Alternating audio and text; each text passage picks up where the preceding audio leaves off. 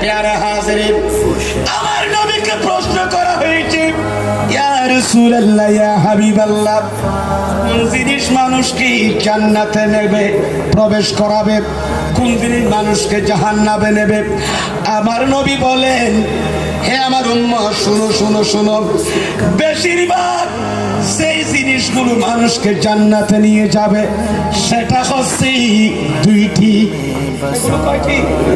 দুইটা জিনিস। এক নম্বর হচ্ছে তাকওয়া আল্লাহ, এক নম্বর হচ্ছে আল্লাহর তাকওয়া।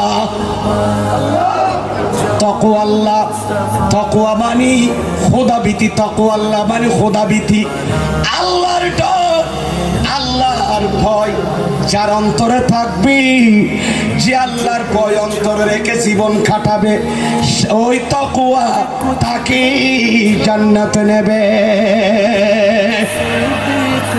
একটা। দুই নাম্বার হচ্ছে ওয়া হুসনুল খুলুক, উত্তম চরিত্র।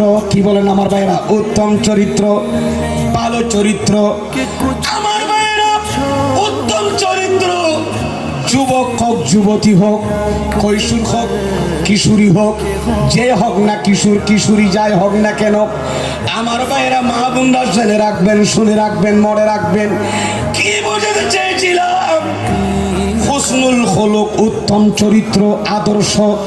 যার চরিত্র ভালো, যে নারী পুরুষের চরিত্রকে, যে নারী পুরুষের চরিত্রকে দাগ ছাড়া একেবারে পূত পবিত্র করে নিজের চরিত্রকে হেফাজত করেছেন, ওই চরিত্র ওই নারী পুরুষকে জান্নাতে নেবে।